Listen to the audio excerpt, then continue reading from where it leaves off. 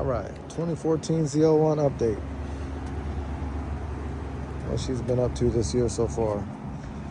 That'll be about it for this year. We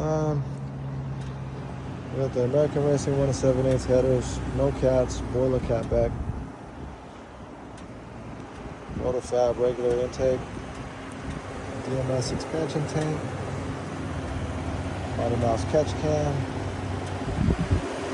lower pulley, upper pulley, upgraded isolator, DMS block right there, reinforced brick, BTR stage 3 cam, BTR springs, BTR trunnion kit, Johnson link bar lifters, got the flex fuel sensor right there, got the DMS aux kit, I think it's FIC 1000cc injectors. Nice little Viper driving by, nice. I got the Holley Sniper shift light, the AFR gauge, and the P3 gauge.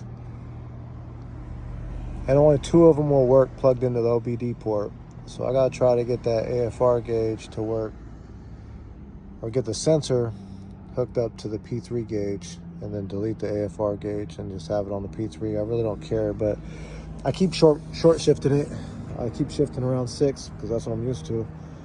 And when it's up that high, I'm not paying attention to the tach. I'm looking at the road.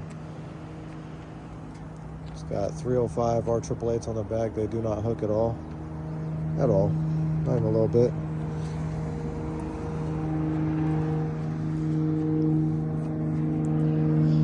So yeah, Dyno Tune by Kaiser Motorsport. I had them install the cam. I don't want to mess with those Johnson lifters. Plane. I want to mess with those Johnson lifters after the GTO thing. I measured the push rods. It had a tick. I had a buddy that built his own engine. He came and measured, got the same measurement I did. Figure this way I got somebody who knows what they're doing. Still got the CNR heat exchanger in there. That runs pretty good. It dynoed on E. I didn't get a dyno sheet for the pump gas. On E85, it made 720 horsepower and 678 foot-pounds of torque at the wheels. And I got one station near me. There's only 7 in Washington, from what I understand, that are public that sell E85. I got one about 7 miles from my house. I'm on my way there now.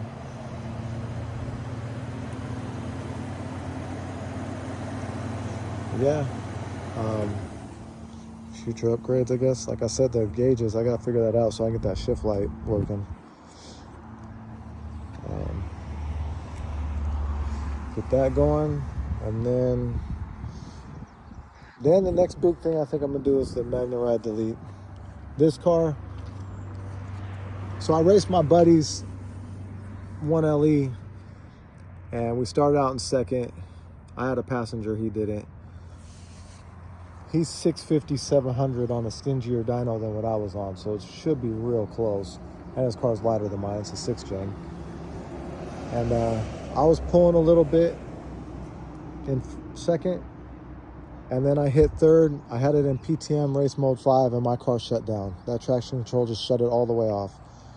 So for me to get all my power, I have to turn everything all the way off, which means I don't need any adjustability in the suspension anyways. I'd rather just get some coilovers that are equivalent to whatever the 1LE has, or the Z28. That's really what this car is for anyways, just street fun. I don't mind a bumpy ride. I drive this thing in track mode anyways, so yeah, the Magna Ride Delete and coilovers will be next. And then performance-wise, I don't think I'm going to do anything real big. I'll probably get the blower ported and rebuilt by Kong, get a bigger throttle body, and maybe upgrade to a big gulp. But other than that, I guess when I do that, I could probably upgrade or step up the pulleys. I haven't really had a chance to look at boost. I gotta set a camera up to watch the gauge because I can't look at that while I'm driving it. This thing's all over the road with these tires, so yeah, that's where she's at.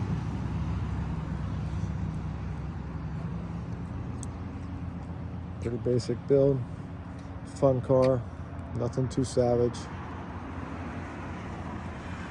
E85 smells great, I love it. Makes me not want to run pump at all.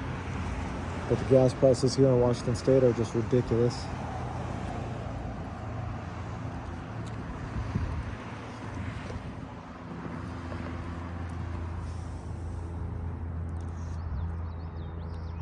Yeah, up north of Seattle, anybody around here, especially if you know somewhere to run, I cannot find any good roads. I had a real good one down in Auburn, but that's hella far. Anybody up here knows some good roads to go run on that's safe?